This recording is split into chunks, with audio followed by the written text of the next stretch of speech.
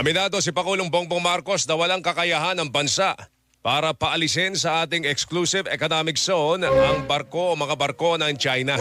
Anya, hindi naman tayo katulad ng China na merong aircraft carrier, warship, mga destroyer, frigate at submarine.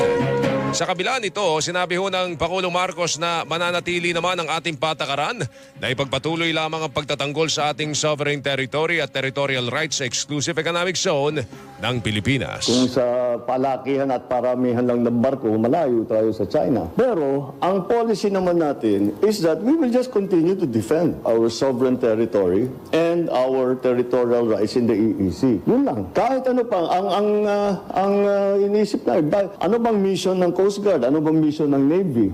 To protect the territorial integrity of the Philippines. So that's what they will do. They will continue to do that. No matter what any other foreign power does, that is what we will do.